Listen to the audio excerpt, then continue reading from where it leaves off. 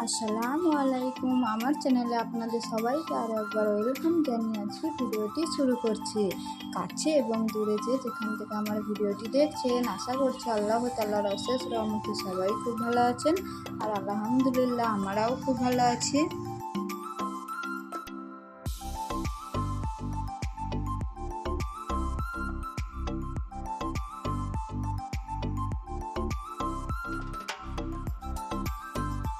তো ঘুম থেকে ওঠার পরে আমি রেডি হয়ে গেছি কিছু খাওয়ার জন্য, কারণ এত খিদে পেয়েছে কি বলবো, পেটে মনে হচ্ছে ইঁদুর এদিক আর ওদিক করছে। তাই আর দেরি না করে ঝটপট আমি গরম পানিটা বসিয়ে দিয়েছি, চা রেডি করব। সেই জন্য আর যাবতীয় যা যা জিনিস লাগে প্রয়োজন সেইগুলো সবই আমি নিয়ে এখানে হাজির হয়ে গেছি। আর আগের দিন রাত্রিতে বর এখানে বিস্কুট নিয়ে এসেছিল, আর সেটাই আমি কোটোর মধ্যে পুড়তে ভুলে গেছি, রেখেই দিয়েছি, ঘুমিয়ে গিয়েছি রাত্রিতে।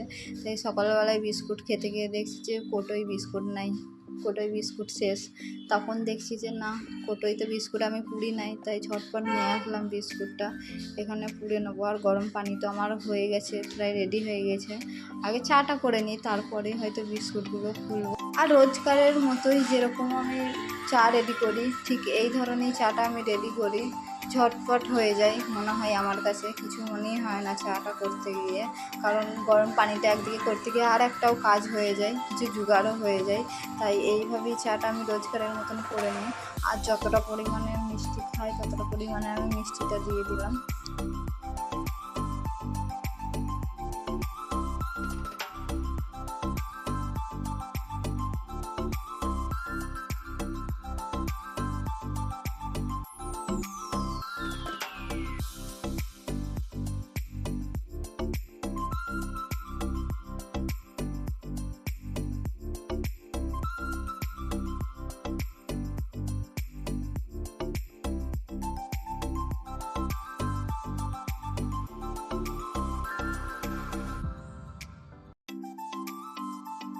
ফাইনালি চা আমার এখানে রেডি হয়ে গেছে, এবার শুধু খাওয়ার পালা।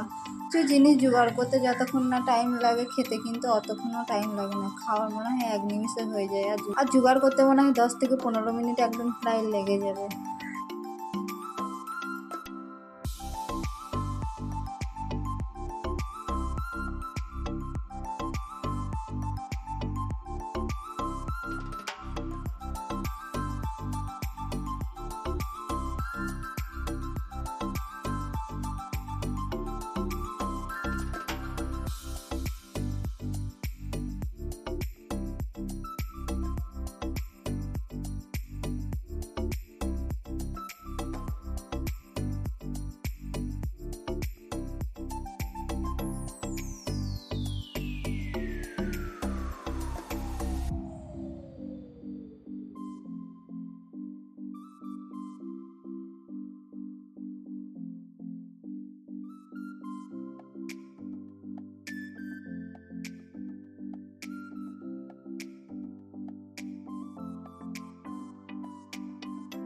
আর খাওয়া তো আমার প্রায় কমপ্লিট হয়েই গিয়েছে। আর বর দেখো এখানে পোলট্রির মাংস নিয়ে চলে এসেছে, পোলট্রির ঠ্যাং নিয়ে চলে এসেছে। আমি বললাম শখ করে যে পোলট্রির ঠ্যাং নিয়ে আসতে, তা ও আবার পোলট্রির মাংস নিয়ে চলে এসেছে, হাজির করে দিয়েছে। এক বলেই আর একশো নেই বরটা। প্রায় দিন থেকে তো পোলট্রির ওই ঠ্যাংগুলো তো খাওয়াই হয় না, তাই শখ করে আজকে বলেছিলাম বরকে। তাই বর আমাকে বলছে যে ঠ্যাং এবার কেন শুকনো মধ্যে খাবে, তারপরে মাংসটাও নয়, মাংসটাও রান্না করবে, দুটোই খাবে তুমি, একটা কেন রান্না করবে। আমি যে যাই হোক, এনে দিয়েছে। আর আমাদের ঘরের এই সামনেটা নোংরা হবে বলে সেই জন্য এই সাইডে ঘরেই আমি চলে যাচ্ছি। এখানটায় ঠ্যাংগুলোকে নিয়ে এখানে আমি বেছে নেবো ঠ্যাংগুলোকে, কারণ এই ঘরটা একদম ফাঁকাই পড়ে আছে, কেউ নেই। সেই জন্য ভাবলাম যে এখানেই ভালো করে পরিষ্কার করে নেবো, তারপরে এখানেই পরিষ্কার করে আবার রেখে দেবো ভালো করে, যাতে না কেউ বুঝতে পারে যে কিছু করেছি। সেই জন্যই সাইডে ঘরে চলে গেলাম, রেখে দিয়ে আসলাম ঠ্যাংগুলোকে। আর তার সাথে আমি গরম পানি করতে দিয়েছি, গরম পানিটা হয়ে গেলেই ওই ঘরে নিয়ে যাব আমি।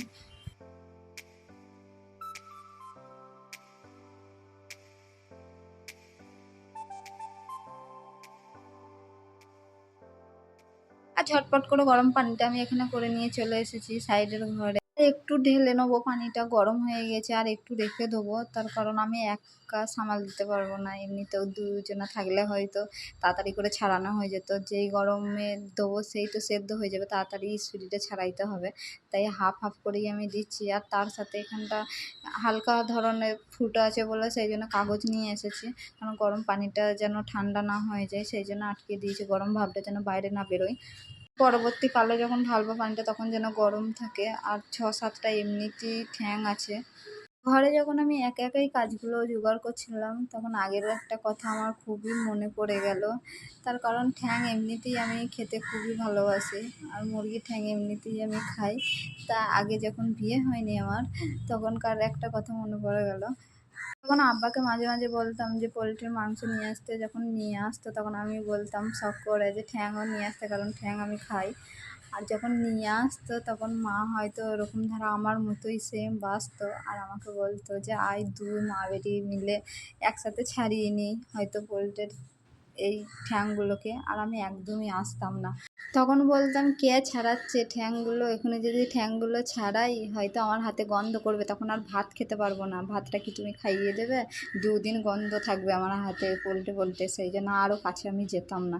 কিন্তু আজকে দেখুন নিজে হাতেই সব কিছু করতে হচ্ছে, কারণ এখন তার মা নেই যে বলবো যে তুমি একাই কাজটা করে নাও, আমি আর করতে পারবো না, গন্ধ করবে কি অন্য সেন্ট করবে, সেই কথাটা বলতে আর পারবো না, কারণ নিজে যতক্ষণ না করবো ততক্ষণ না খেতে পারবো না। আর ঠ্যাংগুলো তো আমার বেছে নেওয়া হয়ে গেছে, তাই ওই ঘর থেকে চলে এসেছি, সব কিছু একদম পরিষ্কার করে দিয়ে চলে এসেছি, যেরকম নর্মাল ঘরটা থাকে সেরকম ধারাই করে দিয়েছি, কারণ কেউ যেন না বুঝতে পারে আর কি।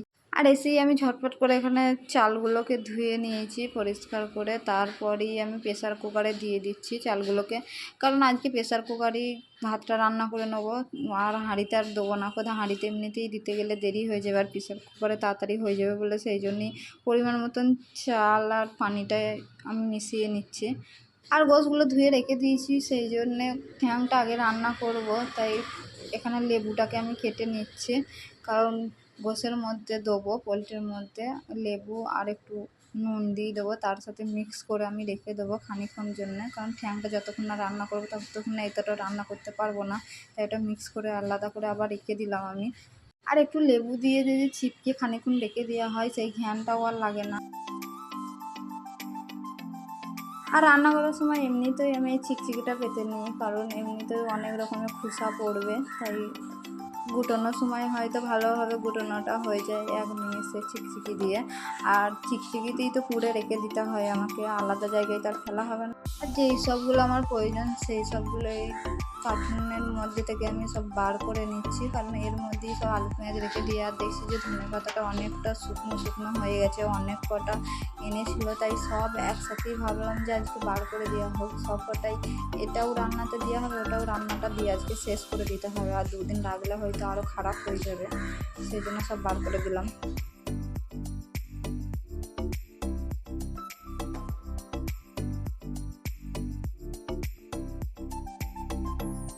আর সবার প্রথমেই আমি খোসা ছাড়িয়ে পেঁয়াজগুলোকে কেটে রেখে দিয়েছি, পানির মধ্যে ফেলে রেখে দিয়েছি, কারণ এখন 2 মিনিট থাকো, নাহলে এতটা পরিমাণে ঝাল লাগে কি বলে বোঝানো যাবে না। আর আদা রসুনের কৌটোর দিকে তাকিয়ে দেখছি আদা রসুনটা নাই, অনেকটাই শেষ হয়ে গেছে, এতে তো রান্না হবেই না, তার সাথে আদা রসুনটাকেও আমি খোসাগুলো ছাড়িয়ে এখানে বেটে নেবো, কারণ এইটুকুতে কি আর রান্না হয়, এখনও বাটতে হবে অনেকটা, তাই ভালো করে বেটে নিচ্ছি। প্রথম যখন আমি ছুরিতে কিছু দিয়ে কাজ করতাম তখন অতিরিক্ত আমার ভয় লাগতো, মনে হতো যে এই যেন আমার হাতটা কেটে গেল, কিন্তু না, আস্তে আস্তে দেখছি যে আমি অন্যরকম হয়ে যাচ্ছি, কারণ আর অতটা কিছু মনেই হয় না যে ছুরিতে কাজ করছি এই হাতটা আমার কেটে গেল, এইটা আর আমার কিন্তু মনে হয় না। কারণ প্রথম যখন প্রথমে তো ভিডিও দেওয়া আছে, এত আস্তে আস্তে আমি টমেটো কাটতাম পেঁয়াজ কাটতাম বলে বোঝানো যাবে না, আমি নিজেই ভাবতাম মনে হচ্ছে রোবটের মতন আস্তে আস্তে কাজ করছি আমি, আমার নিজেকে দেখি নিজেই বিরক্ত লেগে যেত।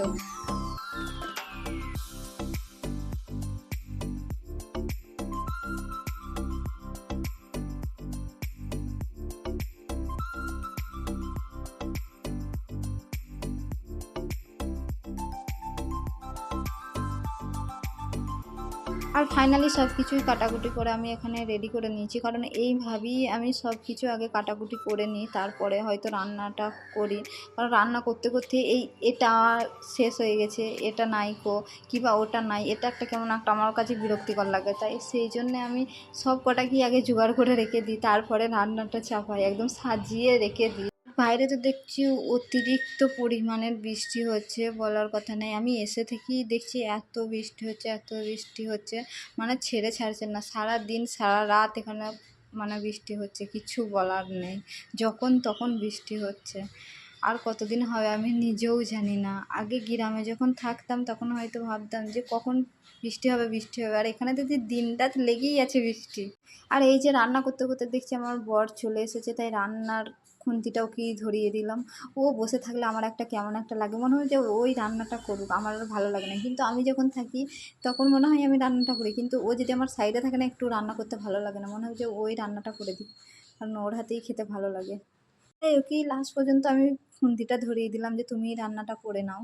আর গোশটা তো আমার তো প্রায় হয়েই গেছে, কষানো হয়ে গেছে, তাই এখানে ঠ্যাংটাকে দিচ্ছে, ঠ্যাংটা হলেই হবে হয়তো। আর ফাইনালি আমাদের সব রান্না একদম কমপ্লিট হয়ে গেছে, সবই বর করে দিয়েছে, আমাকে আর সেরকম ধরা কাজ কিছুই করতে হয়নি। তাই এই ঝাড়ুটাও দিলে হয়তো আমাকেই ঝেঁটিয়ে দেবে ঘর থেকে, তাই আমি এই ঝাড়ুটা দিয়ে নিচ্ছি। এটা তো আর দিলে হবে না, রান্নাটা যেহেতু করে দিয়েছে আর কিছু বলাই যাবে না, তাই এই কাজটা আমি নিজে নিজেই করে নিচ্ছি। রান্না তো প্রায় হয়ে গেছে, আর তো কিছুই নাই সেরকম ধরা কাজ। আর এখানে বাসনগুলো ধুতে এসে আদা রসুনের এই বাটনাটাকে ধুয়ে নিচ্ছি, কারণ রোজকার এটি যখনই আমি বাটি আর কি, তখনই এটাকে আগে ধুয়ে নিই, কারণ কেমন একটা আদা রসুন রেখে দিলে কেমন চ্যাটচ্যাটে ভাব হয়ে যায়। তাই যখনই আমি বেটে নিই তখনই সঙ্গে সঙ্গে সেই দিনই আমি ধুয়ে নিই, আবার পরিষ্কার করে রেখে দিই। আর এখানে আমি দুপুরে লাঞ্চটা সেরে নিচ্ছি, আর আমি ভিডিও করতেই ভুলে গিয়েছি যে আমাকে ভিডিও করতে হবে, কারণ বর তো রান্না করে দিয়েছে, মজার মজার রান্না খেয়ে আমি ভুলে গেছি যে আমার ভিডিও করতে হবে। তাই লাস্টের দিকে একটু দেখিয়ে দিলাম আমি। আর আসার সময় ও নারকেল নিয়ে এসেছিলো, তাই কিছুটা আমি থালাতে ঢেলে রেখে দিয়েছি। আর নারকেলের লাড়ু করবে বলে গুড়ও নিয়ে এসেছিলো, গুড়ের লাড়ু করবে, সেই জন্য গুড়টাকে এখানে গ্যাসের মধ্যে ফুটিয়ে নিচ্ছে।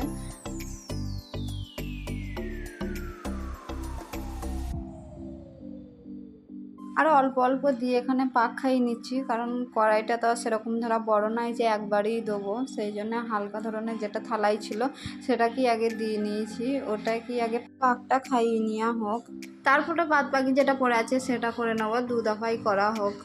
ফাইনালি এখানে আমাদের হয়ে গেছে, সেই জন্য একটা থালির মধ্যে এটাকে ঢেলে রেখে দিচ্ছি, কারণ দ্বিতীয়বার এই নারকেলটাকে আবার দিতে হবে, তাই সাইড করে নিচ্ছি। আর এখানে তো প্রায় হয়ে গেছে দ্বিতীয়টাও, আর প্রথমেটা আমি এরকম লাডু করে করে পাকিয়ে রেখে দিয়েছি, আর দ্বিতীয়টা এরকম ধরা গরম আছে, তাই এখন থাক আপাতত খানিকক্ষণের জন্য। আর ঝটপট করে সব লাড়ুগুলোই করে নিয়েছি, আমি পাক খাইয়ে নিয়েছি। আর এখানে একটু গরম গরম আছে বলে দুটোকেই আলাদা করে রেখে দিয়েছি, প্রথম দ্বিতীয় আলাদা আছে, প্রথমে তার অনেকটাই জুড়িয়ে গেছে, আর দ্বিতীয়টা একটু গরম আছে, তাই একটু ঠান্ডা হোক। আর ঠান্ডা তো প্রায় হয়েই গেছে, তাই কৌটোটাকে ভালো করে মুছে নিলাম, মুছে নিয়ে এর কৌটোর ভেতরেই নারকেলের লাড়ুগুলো আমি পুড়ে পুড়ে রেখে দেবো, কারণ কৌটোর ভেতরে রাখলে হয়তো সেরকম ধরা ভালো থাকবে, সেই জন্য রেখে দিচ্ছে। আর ভিডিওটা এই পর্যন্তই ছিল, আর এই বলেই আজকে বিদায় নিচ্ছে। আশা করছি পরবর্তী ভিডিও পর্যন্ত সবাই সুস্থ থাকবেন, ভালো থাকবেন। আল্লাহ হাফিজ, আসসালামু আলাইকুম।